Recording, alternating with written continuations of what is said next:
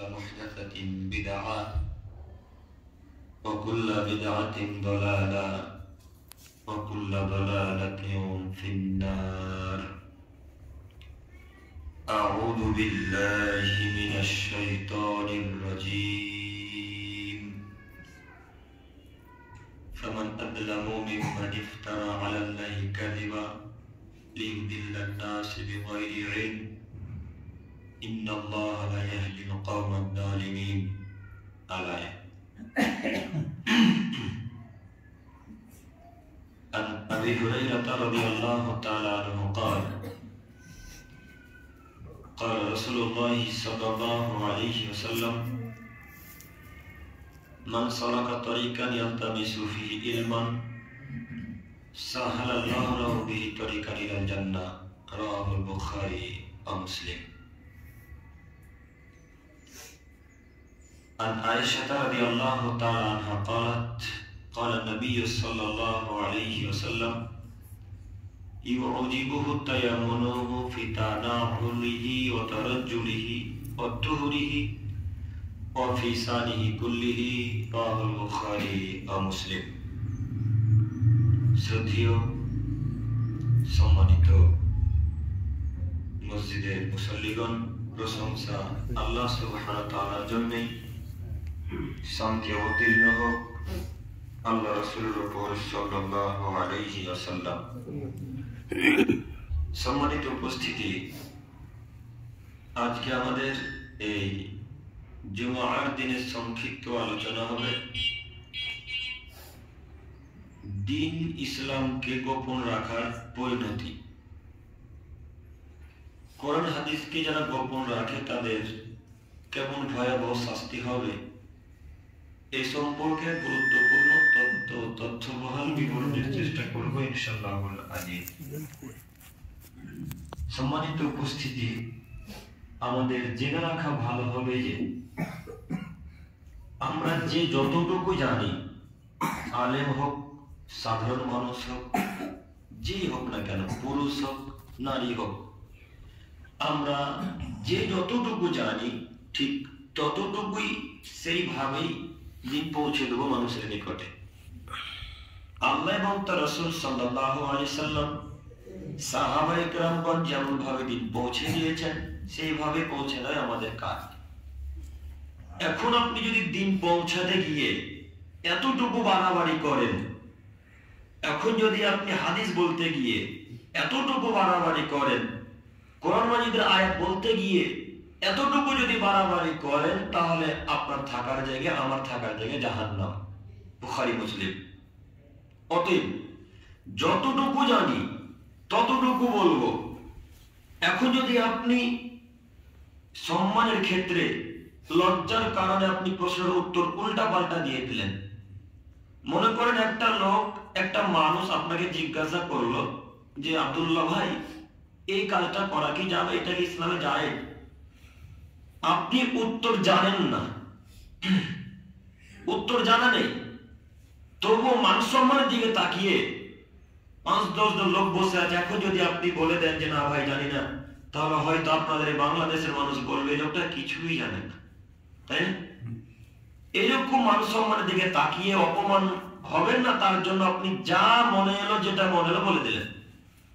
অথচ এই কথা আল্লাহ বলেননি, আল্লাহ রাসূলও বলেননি, সাহাবায়ে কেরামও বলেননি। এখন ফলাফল কোথায়? জাহান্নাম। বুখারী মুসলিম। আরো কথা মাথায় রাখা ভালো হবে যে আল্লাহর নবী বলছেন যদি কোনো মানুষকে জিজ্ঞাসা করা হয় আর সেই মানুষ যদি প্রশ্নের উত্তর না দেয় জানার পরেও, তো তার দুই কসাতে, কসা বুঝলেন কি, এই দুই ঠোঁট গালে লোহার লাগাম পরিয়ে দেওয়া হবে। লোহার লাগামকে পরিয়ে দিয়ে একজন ফেরেশতা দিকে ফরফর ফরফর করে টেনে ফেলে ফেলে দেবেন, আরেকজন ফেরেশতা বাম দিকে লাগাবে, আরেকজন ফেরেশতা জোর দিয়ে টেনে তার গলার শেষ পর্যন্ত, শেষ প্রান্ত পর্যন্ত নিয়ে যাবে। এইভাবে তাকে শাস্তি কিয়ামত পর্যন্ত দিতে থাকা হবে। যারা প্রশ্নের উত্তর জানার পরেও দেয় না, যারা প্রশ্নের উত্তর জানে অথচ দিল না, কিংবা আপনার বিরুদ্ধে প্রশ্নটা হচ্ছে, কিংবা আপনাকে এমন লোক প্রশ্ন করেছে যে আপনার বিরুদ্ধে, তখন আপনি যদি উত্তর দিয়ে দেন তো হয়তো লোকটা বলবে এই লোকটাই তো এই কাজটা করছে রে, আবার এই প্রশ্নের উত্তর দিচ্ছে। তো এইভাবে যদি প্রশ্নের উত্তরকে বন্ধ করে দেন তো কিয়ামতের মাঠে এই গাল কষাতে একটা লোহা কষি বেরা হবে, বাম কষাতে একটা ভিড়িয়ে ফেরেশতা টানতে টানতে করে ফেরে চৌচির করে দিবে, কিয়ামত পর্যন্ত তাকে শাস্তি দিতে থাকা হবে। অতএব আমি আপনি এতটুকু তো জানি, কোন মানুষটা জানে না যে বিড়ি খাওয়া হারাম? একজন হাত তোলেন তো, কে জানেন না? বাংলাদেশে এমন করে মানুষ আছে যে বিড়ি খাওয়া হারাম জানে না? এমন করে পরিবার নেই যে জানে না বিড়ি খাওয়া হারাম। প্রত্যেকটা পরিবার জানে বিড়ি খাওয়া হারাম, প্রত্যেকটা পরিবার জানে গুল খাওয়া হারাম, প্রত্যেকটা পরিবার জানে নেশাদ্রব্য খাইপান করা হারাম। অথচ যখন মুরব্বী সাহেবকে জিজ্ঞাসা করা হয়, হুজুরকে যখন জিজ্ঞাসা করে, তখন হুজুর বলে মাকরু। ও বেটা বোঝেনি মাকরু কাকে বলে। হুজুর মাকরু বলেছে কেন আপনারা জানেন না? হুজুর নিজে যাওয়ার টাকা এই জন্য বলেছে মাকরু। হুজুর যদি এখন বলে দেয় হারাম, তাহলে হুজুরের খাওয়া তা যাবে না, এই জন্য আপনাকে মাকরু বলে চালিয়ে দিয়েছে। ও বলতে চাইছে এখন যদি আমি হারাম বাংলাদেশের মানুষকে বলে দিই তো বাংলাদেশের মানুষ তো খাবে না, আমিও খেতে পারবো না, তাই মাকরু বলে চালিয়ে দিচ্ছে। এই জায়গাতে আবার আসবো, আপনাকে আমি শুধু পয়েন্ট মনে রাখতে বলছি, শুধু পয়েন্ট করে মনে রাখবেন। যতটুকু জানি ততটুকু জানাবো ইনশাআল্লাহ মানুষকে, যতটুকু জানি ততটুকু বলবো। আল্লাহ নবী বলছেন বাল্লিগু আন্নী ওয়ালাউ আয়া, আদবের ছেলে মেয়ে একটা কথা যদি আমার পক্ষ থেকে জানো তাহলে আদবের ছেলে মেয়েকে বলে দিও, তবে ওই একটা কথা যেন আমার হয়, অর্থাৎ মুহাম্মদ সাল্লাল্লাহু আলাইহি সাল্লামের যেন কথাটা হয়। কথাটা যদি মুহাম্মদ সাল্লাল্লাহু আলাইহি সাল্লামের না হয় তাহলে তোমাদের থাকার জায়গায় জাহান্নাম। সহিহ মুসলিম ও মিসকাতের হাদিস। অতএব বিবেচনা করে দাওয়াত দিতে হবে। আমরা যারা দাওয়াতি ফিল্ডে আছি তারা শতকরা 99টা যুবক যারা দাওয়াতি ফিল্ডে আছে তারা বিনা পড়াশোনা করে দাওয়াত দিয়ে বেড়ায়, পড়াশোনাই করে না, এমনিতে দাওয়াতি ফিল্ডে আছে। তার একটা করে কথা আপনাকে বলবো, তার আগে একটা আয়াত পেশ করি। আল্লাহর বিধানকে যারা গোপন করে রাখে তাদের শাস্তি কত ভয়াবহ দেখেন। আল্লাহ বলেছেন এই 30 পারা কোরআন মাজিদের মধ্যে 114টা সূরার মধ্যে আমি আল্লাহ তাআলা সারা পৃথিবীর মানুষের জন্য হেদায়েতের কথা নাযিল করেছি। সারা পৃথিবীর মানুষ কিভাবে চলবে, সারা পৃথিবীর মানুষ কিভাবে জীবন যাপন করবে, সারা পৃথিবীর মানুষ কি খাবে কোনটা খাবে না, সবকিছু আমি আল্লাহ তাআলা 30 পারা কোরআন মাজিদের মধ্যে উল্লেখ করে দিয়েছি। আল্লাহ তাআলা বলছেন মানুষের বিধান কিভাবে চলবে সেই বিধান আমি কোরআন মাজিদের মধ্যে দিয়েছি। এই বিধানকে, এই দিনকে যারা গোপন করে রাখবে তাদের উপরে আল্লাহর অভিশাপ, সারা পৃথিবীর ফেরেশতার অভিশাপ। আচ্ছা এবার আপনাকে বলি, আল্লাহ যদি কারোর উপর অভিশাপ করেন, আল্লাহ যদি কারোর উপর লানত করেন, ফেরেশতা মণ্ডলী যদি কারোর উপর লানত করেন, তাহলে বলুন তো দেখি লোকটা জান্নাতে যাবে না জাহান্নামে? জাহান্নামে যাবে, লা শাক্কা ফিহিন্না, এতে সন্দেহের কোনো অবকাশ নেই। অতএব যে আল্লাহর বিধানকে গোপন করে রাখে তার শাস্তি অতীব ভয়াবহ, অতীব জটিল কঠিন। একটু এখানে আপনাকে একটা আয়াত পেশ করি। হাজার হাফেজ আপনাদের গ্রামে আছে, হাজার হাজার হাফেজ আপনাদের বাংলাদেশে আছে। কোন হাফেজ জানে না কোরআন মাজিদের মধ্যে আয়াত লেখা আছে ও মান ইউশরিক বিল্লাহ, যে আল্লাহর সাথে শিরক করবে ফাকাদ হারাম আলাইহি আল জান্নাহ, আল্লাহ তার জান্নাতকে হারাম করে দিল। এই আয়াত কোন হাফেজের মুখস্থ নেই? বলেন কোন আলেম জানে না এই আয়াত? কোন মানুষ জানে না এই আয়াত? আল্লাহ কোরআন মাজিদের মধ্যে বলেছেন ওয়া মান ইউশরিক বিল্লাহ, আদমের ছেলে মেয়ে তোমাদের মধ্যে যদি কোনো মানুষ শিরক করে ফাকাদ হারামাল্লাহু আলাইহি আল জান্নাহ, তাহলে আমি আল্লাহ তাআলা তার উপর জান্নাতকে হারাম করে দিলাম। আমি আল্লাহ তার উপর জান্নাতকে হারাম করে দিলাম। আমি আল্লাহ তার উপর জান্নাতকে হারাম করে দিলাম। একটু আল্লাহ যদি জান্নাত হারাম করে দেয়, এমন কোন মায়ের বেটার ক্ষমতা আছে জান্নাত যাওয়ার? আর কেউ পাবে? আর কেউ পারবে না জান্নাতে যেতে। একটু এবার আপনাকে বলি, এই আয়াত কোরআন মাজিদের মধ্যে আছে, আমি আব্দুল করিম নতুন তৈরি করিনি। যে আয়াতটা পেশ করলাম এই আয়াতে কোরআন মাজিদের মধ্যে আছে, আমি আয়াত তৈরি করিনি। আয়াত তৈরি করতে পৃথিবীর কোনো মানুষ পারবে না, আমি কেন? পৃথিবীর কোনো বৈজ্ঞানিক, কোনো বড় বড় আলেম কেউ আয়াত তৈরি করতে পারবে না, আমি তো ছোট মানুষ। আপনাকে বলি, আয়াত প্রায় হাফেজের মুখস্থ, প্রায় হুজুরের মুখস্থ, প্রায় আলেমের মুখস্থ। হুজুর একবার বললো না কেন যে শিরক করো না, শিরক করলে জান্নাত হারাম করে দেবে তোমাদের উপর আল্লাহ তাআলা? বললো না কেন? একবার হুজুর বললো না কেন মাজারে চাদর চড়াতে হবে না, মাজারে চাদর চড়লে আল্লাহ জান্নাত হারাম করে দেবে তোমাদের? একবার হুজুর বললো না কেন হাতে মাদুর আনতে, হাতে তাবিজ পাওয়া যাবে না, যদি তাবিজ পড়ো তাহলে আল্লাহ তোমাদের উপর জান্নাতকে হারাম করে দিবে? এই কথা হুজুর একবার বললো না কেন? আপনি কি মনে করেছেন হুজুর জানেন এই বাক্য? আপনারা কি বলতে চাইছেন হুজুর আয়াত মুখস্থ নেই? আমাদের চাইতে ওই 3 নম্বর শ্রেণী যারা হানাফি মানুষ তাদের মধ্যে প্রায় হাফিজ বেশি, তাই না?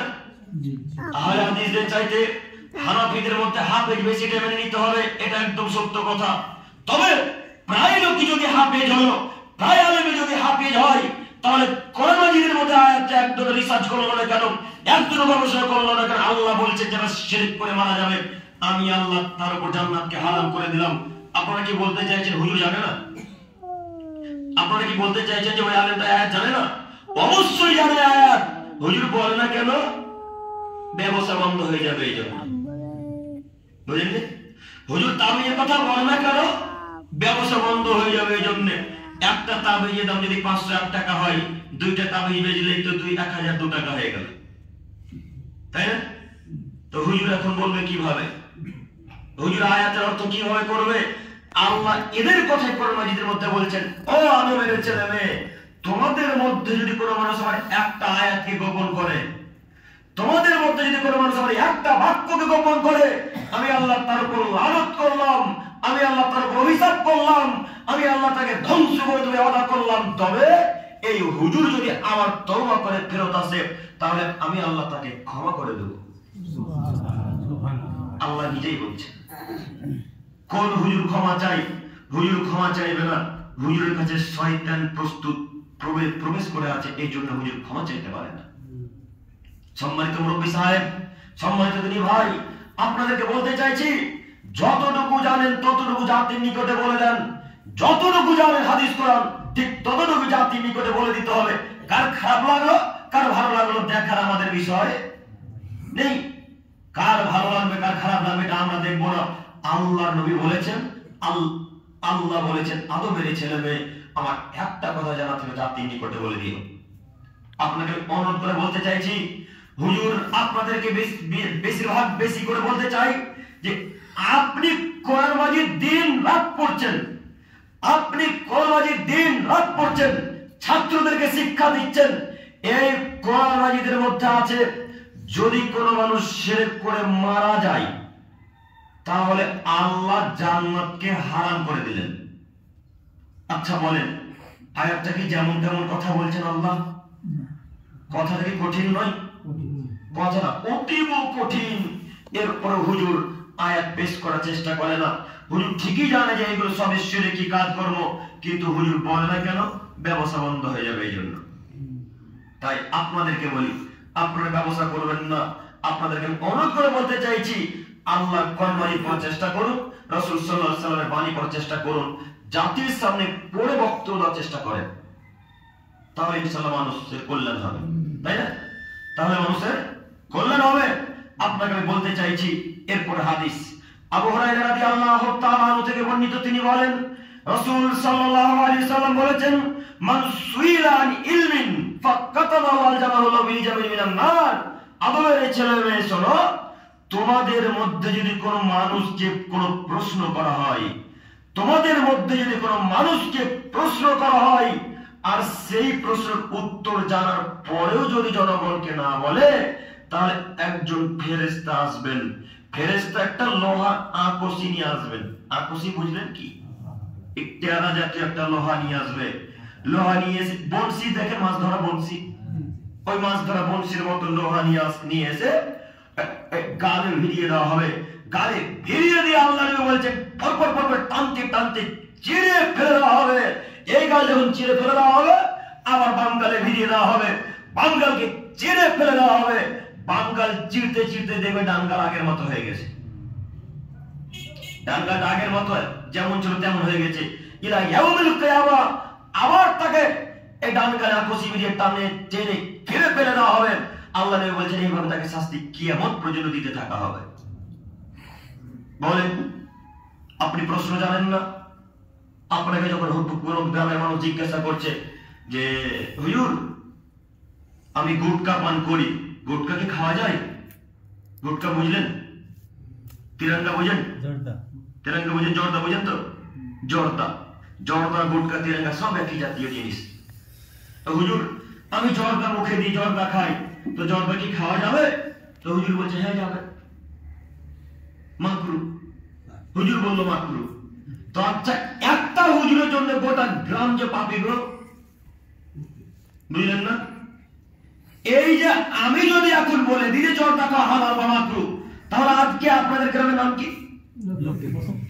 পশ্চিম লক্ষ্মীপুর। সব মানুষ কাল থেকে জর্দা খাবে, কাল থেকে আজকেই চৌমাতে পথ থেকে খেতে শুরু করবে, খাবে না? তো এবার আপনাকে বলি, একটা মানুষের দ্বারা যদি একটা পাপ কাজ হয়, একটা মানুষের দ্বারা যদি একটা পাপ কাজ হয়, এই পাপ কাজ যদি কিয়ামত পর্যন্ত থাকে, তাহলে কিয়ামত পর্যন্ত ওই মানুষের কবরে আযাব হতে থাকবে, এই পাপ পৌঁছাতে থাকবে সাদকাই জারিয়ার মতো।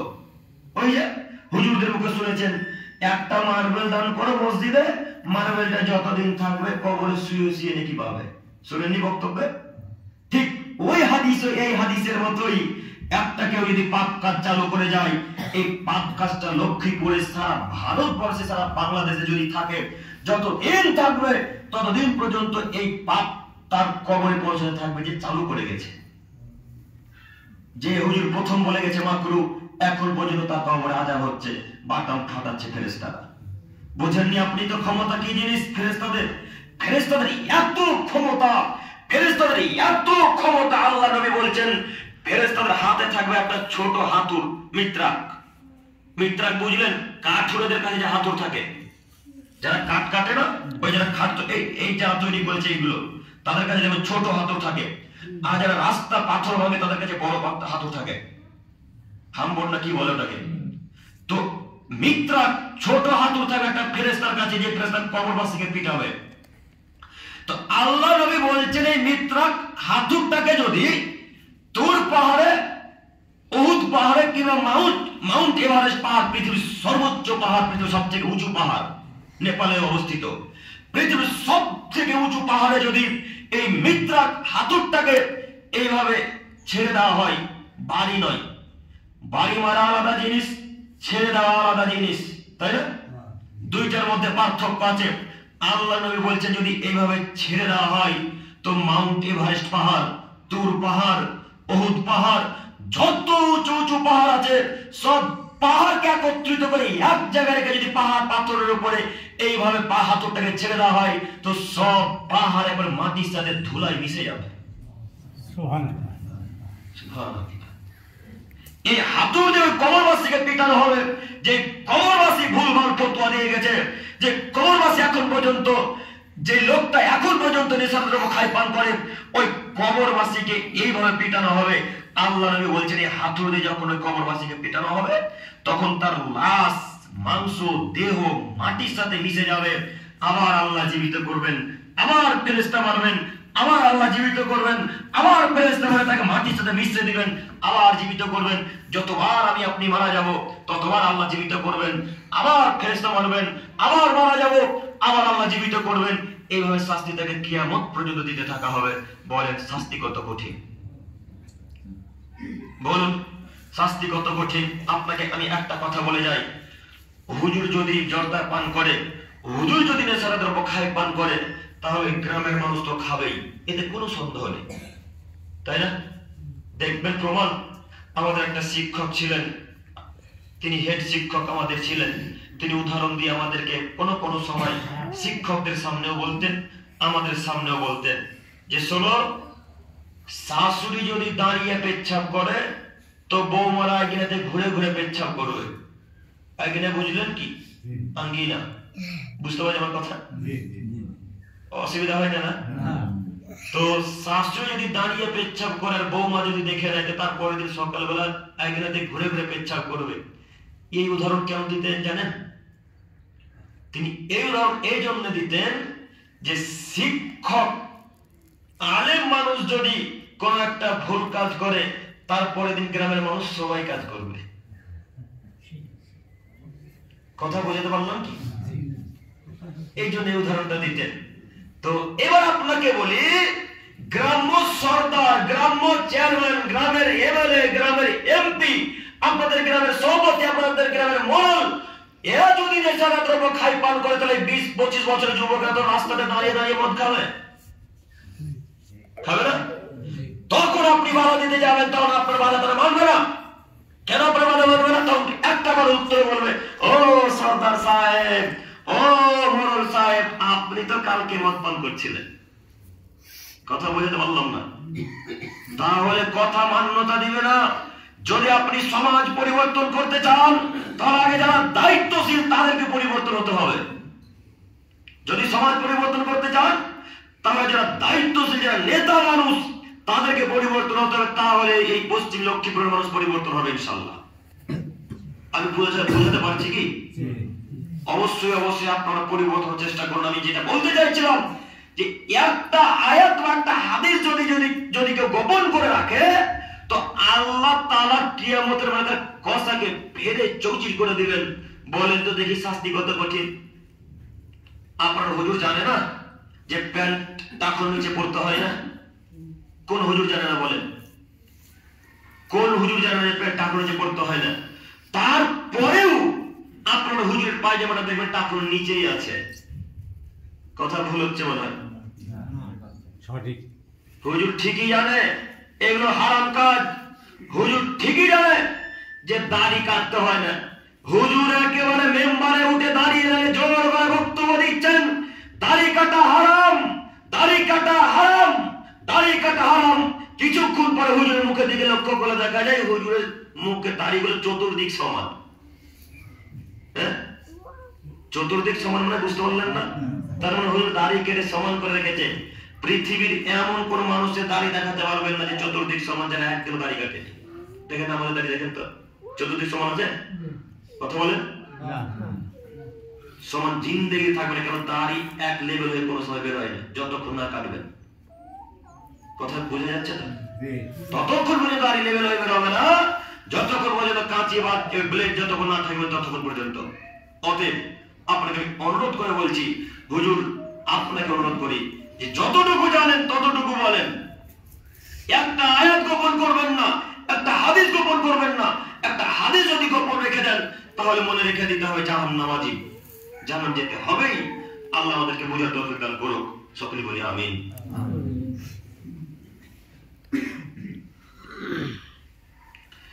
হামিদাল মুসাল্লিয়ান আম্মা বাদ। সম্মানিত উপস্থিতি, আমি আলোচনা করছিলাম দিন ইসলামের কথা যারা গোপন করে রাখে তাদের শাস্তি। এরপরে হাদিস একটু আমার দিকে লক্ষ্য করেন। আনাস ইবনে মালিক রাদিয়াল্লাহু তাআলা আনহু থেকে বর্ণিত, তিনি বলেন রাসূল সাল্লাল্লাহু আলাইহি সাল্লামকে যখন দুইজন ফেরেশতা আকাশের দিকে নিয়ে চলে গেলেন, একটু তাকান, ঘুমাচ্ছেন।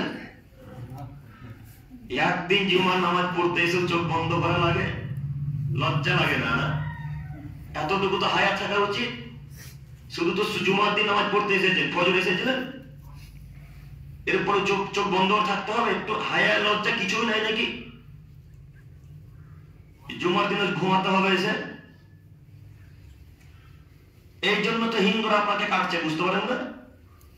আপনি বলছেন ফিলিস্তিনের সব মুসলমানকে কেটে ফেলে দিল, আপনি বলছেন সিরিয়ার সব মুসলমানকে হত্যা করে দিল, আপনি বলছেন ভারতবর্ষের সমস্ত মুসলমানকে হত্যা করে দাও। কার মতো কাকে কাটবে?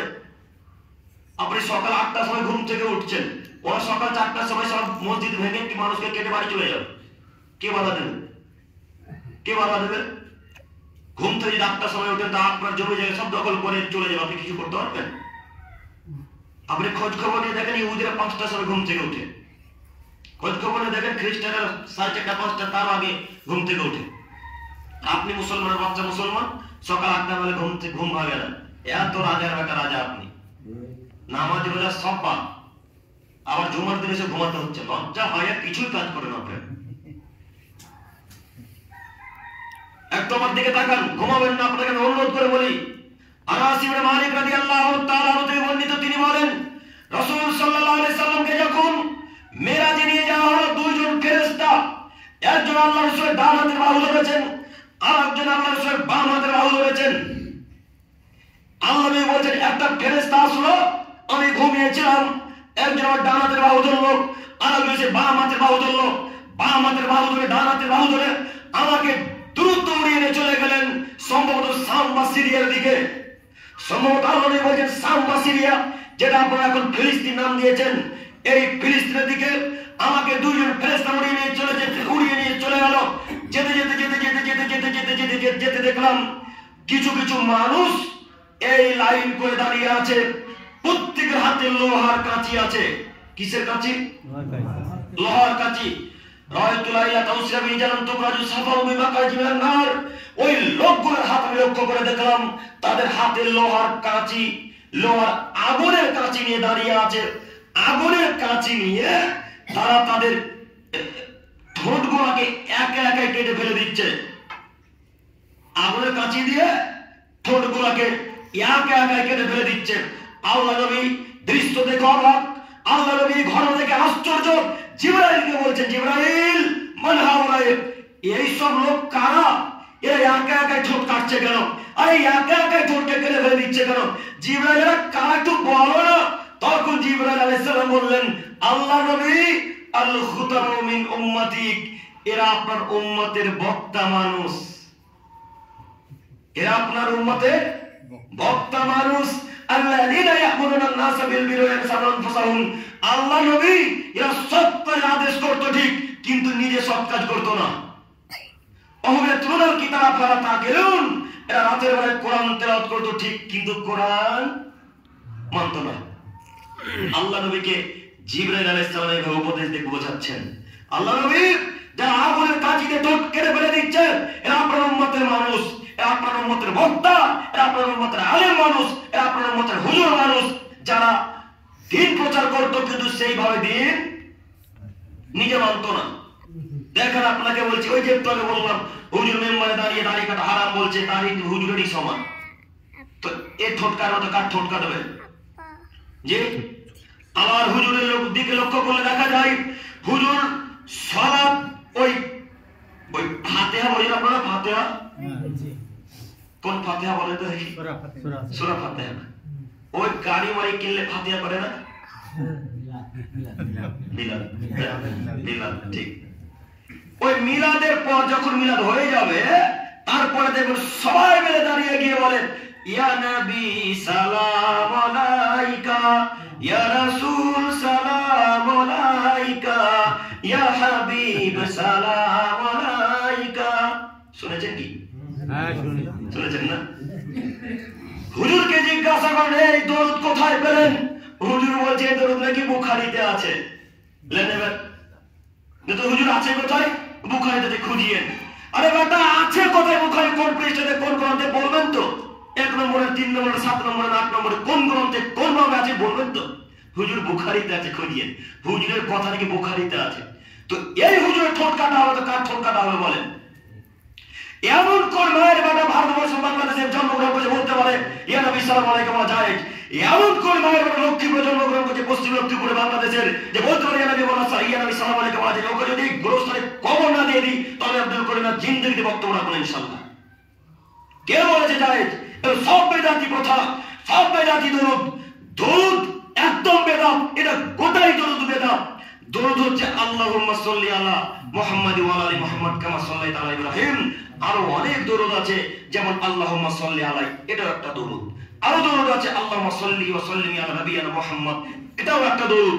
এরকম অনেক দরুদ আছে, কিন্তু ইয়া নবী সালাম আলাইকা বলে দরুদ সহিহ হাদিসে নেই। হুজুর বলছে আছে। তাহলে বলেন এর ঠোঁট কাটা হলে কার ঠোঁট কাটবে? বলেন দেখি আপনি। আল্লাহ নবী আশ্চর্য হয়ে বলছেন, এরা আমার উম্মতের বক্তা, এরা আমার উম্মতের আলেম মানুষ। জি হ্যাঁ, এরা জাতির সামনে বক্তব্য দিত, কিন্তু হাদিস কোরআন যাচাই বাছাই না করে বক্তব্য দিত। দেখেন, আপনি খোঁজ নিয়ে দেখেন, আপনার হুজুর যদি বলে গোরস্থানের উপর দিয়ে আপনার পীর সাহেব হাঁটতে লাগে, নাকি গোরস্থানের সব মানুষ ওর পিছন পিছন হাঁটতে লাগে? ঘটনা শোনেননি? ঘটনা শোনেননি না? আব্দুল কাদের জিলানীকে চেনেন? নাম শুনেছেন কোনোদিন? আব্দুল কাদের জিলানী রাহিমাহুল্লাহ আসলে ভালো মানুষ, খুব ভালো মানুষ ছিলেন তিনি। আমরা কোনোদিনও তার দুর্নাম করি না। আব্দুল কাদের জিলানী রাহিমাহুল্লাহ অতীব দামি মানুষ, অতীব ভদ্র পরহেজগার মানুষ ছিলেন তিনি। খুব দামি লেখক, দামি মানুষ ছিলেন। তার কিতাব আছে, লেখা বই আছে। তো উনি যখন বাল্য অবস্থায় ছোট ছিলেন তখন ওর দাদুর সঙ্গে খেলাধুলা করছিলেন। মনে করেন ওর দাদু আসলে পরহেজগার।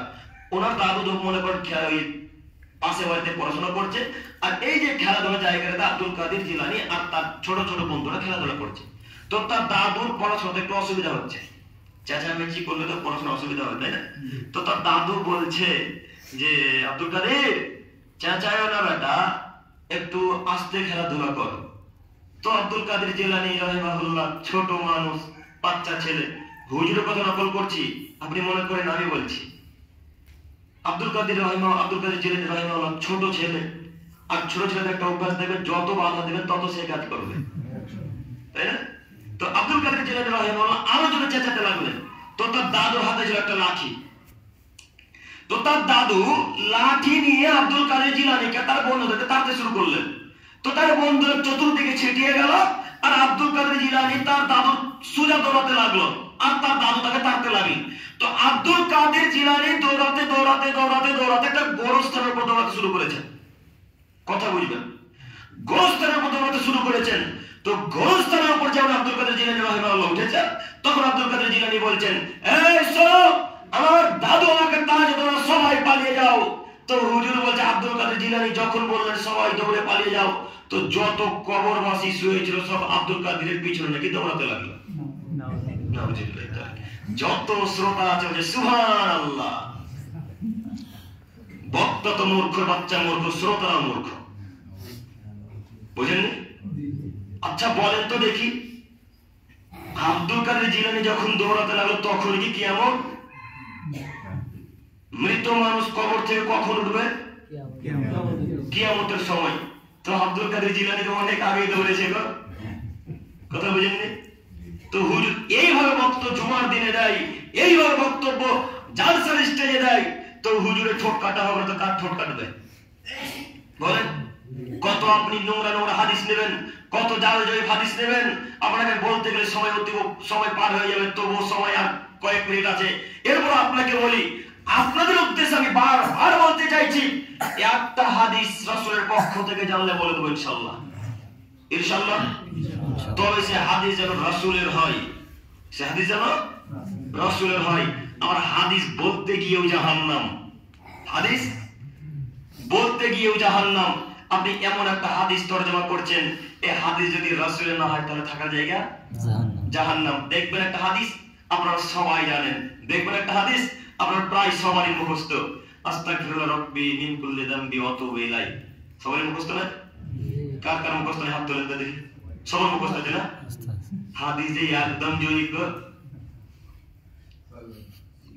একদম বাতিল চলবে না। তো আব্দুল করিম ভাইয়ের পরিবর্তে কি বলবো? আস্তাগফিরুল্লাহাল্লাযী লা ইলাহা ইল্লা হুয়াল হাইয়ুল কাইয়্যুম ওয়া আতুবু ইলাইহি। আজকের পর থেকে আস্তাগফিরুল্লাহ রাব্বি মিন কুল্লি যামবি ওয়া আতুবু ইলাইহি বলবো না ইনশাআল্লাহ, ইনশাআল্লাহ। এই আজকের পর থেকে এই আমল যদি করেন তাহলে এই আমলের নেকি পাওয়া যাবে না, ঘুরিয়ে পাপ হবে। মনে থাকবে ইনশাআল্লাহ, ইনশাআল্লাহ, ইনশাআল্লাহ। আল্লাহ তুমি আমাদেরকে কবুল করো, সকলে বলি আমিন। সম্মানিত মুরব্বি সাহেব, সম্মানিত উপস্থিতি, আমি বলতে চাইছিলাম রাসূলের বাণী এর পরের হাদিস আবু হুরায়রা রাদিয়াল্লাহু তাআলা থেকে বর্ণিত। তিনি বলেন রাসূল সাল্লাল্লাহু আলাইহি ওয়াসাল্লাম বলেছেন, মান তাআল্লামা ইলমান মিম্মা ইউবতাগা বিহি ওয়াজহুল্লাহি লা ইউসিবাহু লা ইয়াতাআল্লামুহু। আদবের ছেলেমেয়ের মধ্যে যদি কোনো মানুষ জ্ঞান চর্চা করে, আর সেই জ্ঞান আল্লাহকে খুশি করা বাদ দিয়ে মানুষকে খুশি করার উদ্দেশ্যে যদি করে, বক্তব্য খুব জটিল, হাদিস অতীব জটিল। দেখেন তো জটিল কিনা। আল্লাহ নবী বলেছেন, যদি কোনো মানুষ জ্ঞান চর্চা করে, যদি কোনো মানুষ হাফেজ হয়, এই হাফেজ একমাত্র কার জন্য হতে হবে? বক্তব্য একমাত্র কার জন্য হতে হবে? আলেম কার জন্য? যত দিন ইসলামের কাজকর্ম আছে সব কার জন্য হওয়া লাগবে? আল্লাহর জন্য। আল্লাহ নবী বলছেন, এই আল্লাহকে খুশি করা বাদ দিয়ে 1 ইঞ্চি যদি মানুষকে খুশি করার অন্তরে কোনো পরিকল্পনা জাগে, 100% এর মধ্যে 99% কাকে খুশি করলাম? আল্লাহকে। 1% আমার মন বলছে যে আজকে লক্ষ্মীপুরের মানুষ আমার নাম করুক, 1% বলছে যে আজকে লক্ষ্মীপুরের মানুষ আমার নাম করুক। 1% যদি এরকম চিন্তা ভাবনা থাকে, তাহলে আব্দুল করিমের থাকার জায়গা জাহান্নাম। কথা বোঝাতে পারলাম? হাজারো হাফেজ আছে যারা কিরাত করে শুধু মানুষকে শোনানোর জন্য।